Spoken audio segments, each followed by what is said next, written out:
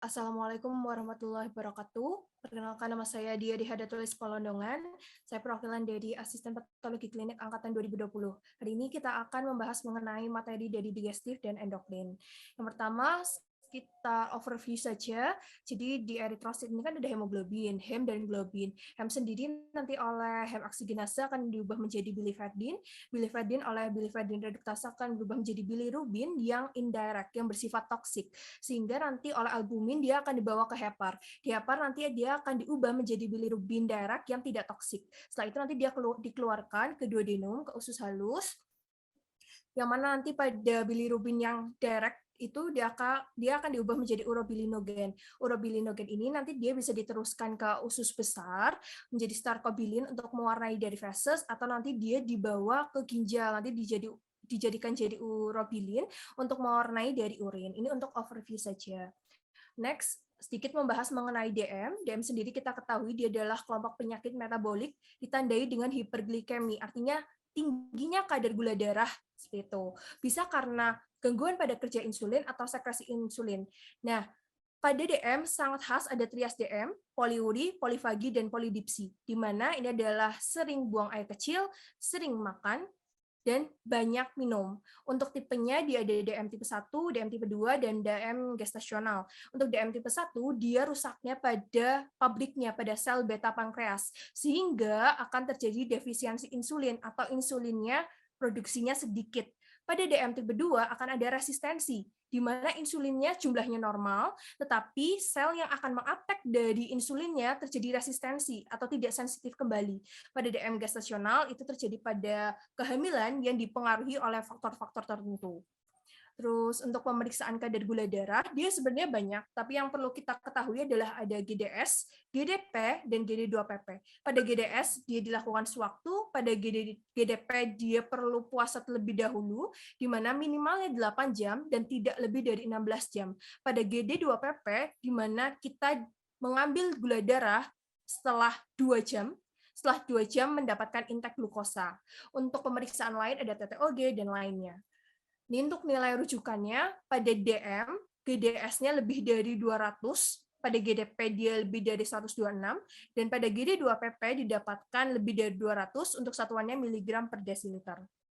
Ini untuk metode strip, di mana nanti kita menggunakan strip, dan ada juga chipnya. Jadi untuk alat ini tuh dia nggak hanya untuk kadar gula, dia bisa juga kolesterol, asam urat. Nanti kita menggunakan darah kapiler yang dituangkan, diletakkan pada strip ini. Nanti akan muncul angkanya, yaitu adalah angka dari kadar gula darahnya. Atau bisa menggunakan dari reagen, kita sering mendengar dari metode Benedict dan Fehling, hampir sama, di mana kalau Benedict ini dia menggunakan reagen Benedict, dimasukkan ke tabung reaksi, dan juga jangan lupa ditambahkan urin, terus nanti dipanaskan. Ingat, kalau Benedict boil, jadi kita mengamati saat sudah direbus atau masih saat panas. Kalau metode Fehling, kita menggunakan reagen Fehling A dan Fehling B, kita masukkan sama ke tabung reaksi, ditambahkan urin, dipanaskan, dan jangan lupa kalau Fehling ini adalah frozen, jadi kita amatinya setelah didinginkan. Ini untuk interpretasinya. Untuk negatif berarti dia tidak ada gula pada urinnya. Kalau positif 1 berarti ada gula reduktasenya, di mana didapatkan di sini warnanya kuning kehijauan, dia ada endapan kuning. Kalau positif dia warna kuning dengan endapan kuning, positif 3 dia orange-orangean, atau kalau kita baca itu dia warnanya kuning. Terus untuk positif 4, dia warnanya orange dengan endapan merah bata. Di mana kalau positif 4 berarti gula reduktasenya sangat tinggi. Ini untuk pemeriksaan kadar kolesterol, lebih ke arah nilai rujukannya, di mana yang perlu diperhatikan adalah kolesterol HDL dan LDL. HDL ini kolesterol yang baik, sehingga pada nilai normalnya dia lebih dari 40 mg per desiliter. Pada LDL, karena dia kolesterol yang jahat, pada normalnya harus kurang dari 130. Apabila lebih tinggi, itu bisa mengindikasikan terjadi hiperlipidemia. Terus juga perlu diperhatikan juga pada kolesterol totalnya, di mana untuk normalnya dia kurang dari 200 mg per desiliter. Untuk pemeriksaan selanjutnya nanti akan dilanjutkan oleh Mbak Arum. Silakan Mbak Arum. Baik, terima kasih Asisten Dia atas waktunya. Di sini saya akan melanjutkan untuk pemeriksaan feses, di mana untuk pemeriksaan feses ini kita sudah memasuki dari yang modul digestif. Untuk penyakitnya di sini yang paling sering dari pemeriksaan feses adalah diare. Jadi diare itu ada beberapa tipe. Yang pertama diare sekretorik, diare osmotik, dan juga karena hipermotilitas usus. Sebenarnya ini adalah suatu patofisiologi bisa terjadinya diare. Ada lebih banyak lagi, tapi yang biasanya sering keluar adalah yang diare sekretorik, osmotik, dan juga hipermotilitas usus. Nah, diare itu bagaimana? Yang pertama diare sekretorik. Jadi dari namanya diare sekretorik itu apabila sekretorik dari cairan ususnya itu terlalu tinggi, maka nanti jumlah cairan dalam usus besarnya itu juga akan tinggi.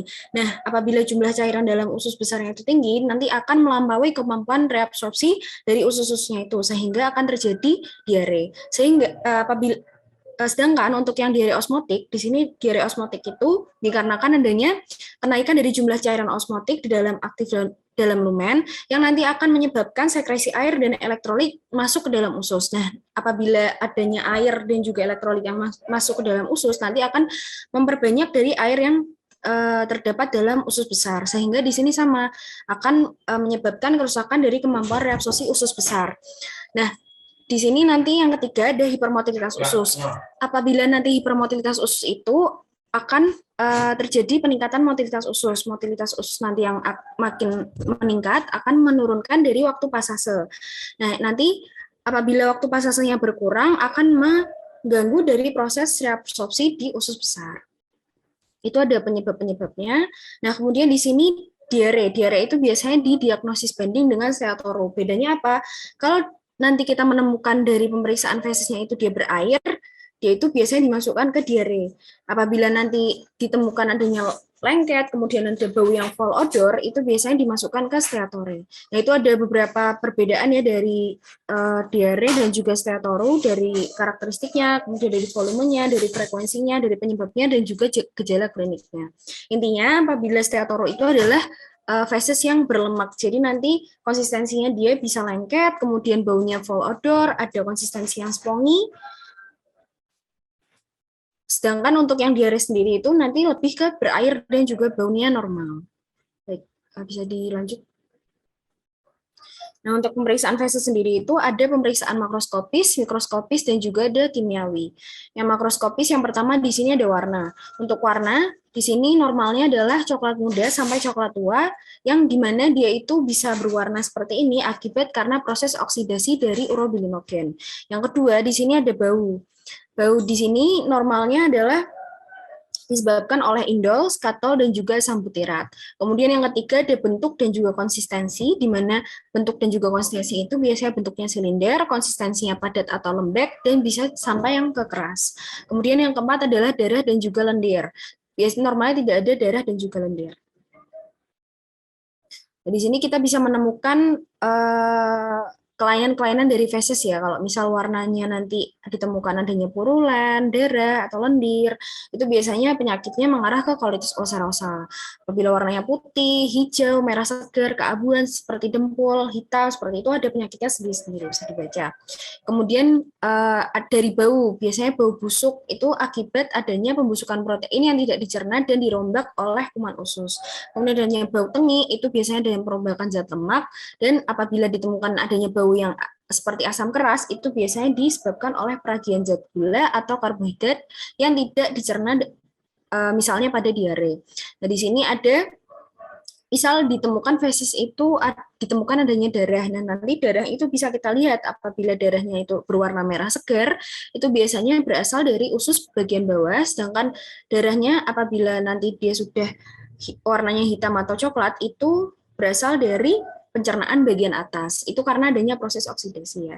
Nah, di sini juga sama, apabila bentuk dan konsistensinya kita temukan kelainan seperti bentuknya pensil, cair, kecil-kecil, dan keras, viskosnya hitam, viskosnya merah segar, itu biasanya menunjukkan keadaan-keadaan yang mengarah ke klinis seperti itu. Kemudian dari lokasinya, kita bisa lihat apakah ada lendirnya, kita lihat nih lendir saja atau apa disertai dengan nanah, apakah lendirnya itu juga di bagian dari luar feses atau dia tercampur dari feses. Saya lanjut. Nah, itu untuk pemeriksaan makroskopis. Sekarang kita pemeriksaan mikroskopis. Untuk tujuan pemeriksaan mikroskopis itu sendiri, nanti kita bisa melihat dari adanya protozoa dan telur cacing. Tapi di sini yang protozoa dan telur cacing itu mungkin lebih ke ranah yang mikrobiologi ya. Kemudian kita bisa mencari adanya sel-sel darah, sel ragi, dan epitel. Kemudian yang ketiga yaitu mengetahui sisa makanan yang tidak tercerna. Bisa next. Nah, di sini kita bisa menggunakan alat-alat. Yang pertama alatnya adalah kaca objek dengan kaca penutup, kemudian adanya mikroskop. Karena kita di sini melakukan pemeriksaan mikroskopis, sehingga wajib hukumnya untuk menggunakan mikroskop. Kemudian yang ketiga ada pengaduk. Untuk reagen-reagennya bisa digunakan itu seperti ada eosin 1-2%, apabila kita ingin melihat dari sel-sel darah merah, sel darah putih, dan juga epitel. Kemudian yang kedua ada asam asetat, yang biasa digunakan itu adalah asam asetat 10% dan 30%. Kemudian ada sudan 3, ada lugol 1-2% yang biasanya digunakan untuk melihat amilum atau pati. Kita juga bisa menggunakan garam fisiologis ya untuk pemeriksaan proteinnya. Bisa next. Nah, di sini kita untuk pemeriksaan mikroskopis nanti di sini ada beberapa dari interpretasinya. Yang pertama, bila kita temukan sel-sel darah dan epitel. Nah, untuk cara kerja di sini, yang pertama letakkan sedikit sampel yang dicurigai adanya kelainan pada kaca objek. Kemudian baru kita campur dengan reagen. Setelah itu, kita baru menutup dengan kaca penutup dan membaca di bawah mikroskop dengan perbesaran 100 kali dan 400 kali. Kita bisa menggunakan reagen eosin 1-2% sebanyak 1 tetes. Nah, di sini untuk normalnya sendiri apabila epitel itu hanya ditemukan 1-2 sel epitel pada lapang pandang kecil, sedangkan untuk leukosit bisa ditemukan 1-2 sel leukosit per lapang pandang besar. Sedangkan untuk eritrosit normalnya dia tidak ditemukan pada feses ya. Untuk yang abnormal itu sendiri, kalau misal dia ditemukan atau positif atau dia bergerombol, itu biasanya menandakan adanya suatu radang saluran cerna atau rangsangan yang bertambah. Sedangkan untuk leukosit di sini biasanya mengarah ke proses-proses infeksi seperti adanya colitis ulcerosa atau penyakit disentri yang basiler. Kemudian apabila eritrosit di sini ditemukan pada feses, berarti itu menunjukkan keadaan yang patologis, yang dimana dia bisa berasal dari kolon sampai anus, misalnya pada visura anus seperti itu. Bisa next.